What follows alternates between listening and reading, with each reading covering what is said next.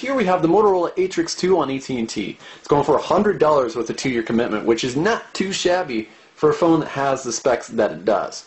If you think $100, usually that's reserved for something like a mid-range phone, and this one is certainly above average in that price range.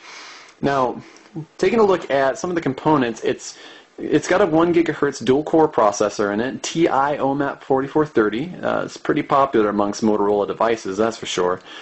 And it's a gigabyte of RAM that's in there. Now, the gig of RAM is great on just the phone by itself, but it's also very helpful if you take advantage of the webtop environment or the lap dock.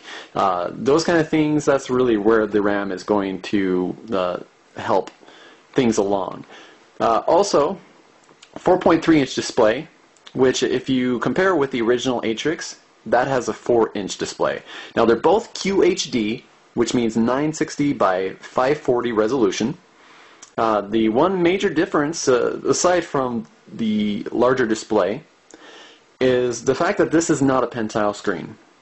So, love or hate pentile, it's up to you, but for us, we are definitely happy without the pentile on there, so you don't get the jagged edges or any of the little bitty pixelation. Granted, at a resolution like this, it's not as big a deal, but certainly when you sit them side by side, it is a noticeable difference when you take a look.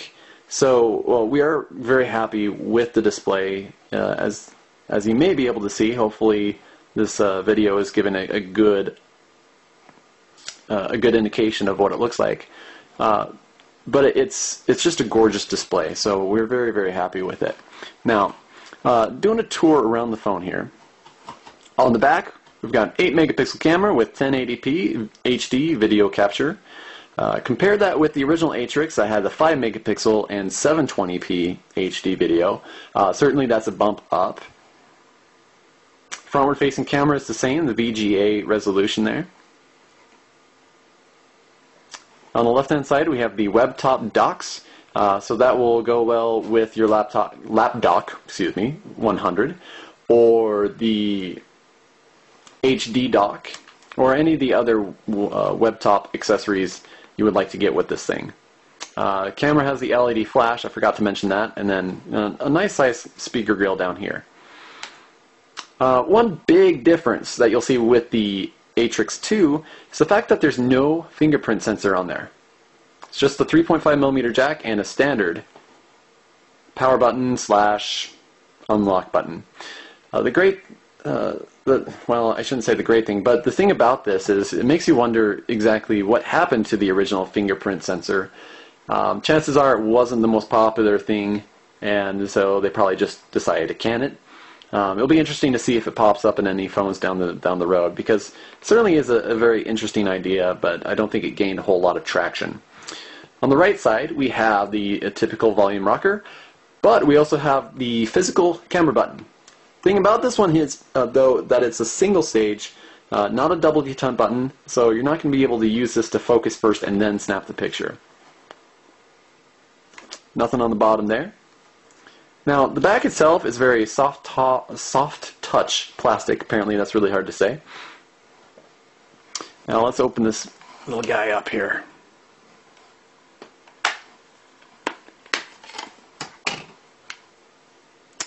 And underneath the hood we've got our micro SD card. 2 gigabytes. And then nothing underneath besides the SIM card. The battery, by the way, is actually less powerful than the original Atrix. But from what we can tell in our battery life test so far, it seems to actually do better than the original Atrix. So let's turn this back on. Now while we're turning this back on, let's bring out the original. Do some side-by-side comparisons between the two. Of course, 4-inch versus 4.3-inch. Aside from that, they look like they're designed to be the same exact look, which is nice because, well, if this is the Atrix 2, then it should look very similar, right? Well, the other major difference is the soft touch plastic with the textured back. versus the hard plastic with the funky holographic pattern on here, which sometimes if you put it in the right light can be rather disturbing to the eye. So personal opinion there, of course, but I much prefer the design and the look overall of the Atrix 2 over the original. So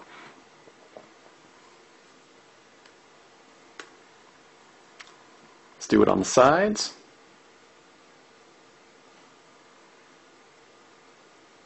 There, as you can tell, is the major difference between having fingerprint sensor and not. Woo! And that's me just letting the phones fall out of my hands. On the right hand side, here are the web top docks. Now with these ones, let's zoom in a little bit closer here if we can. The major difference, as you can tell, is that the ports are upside down.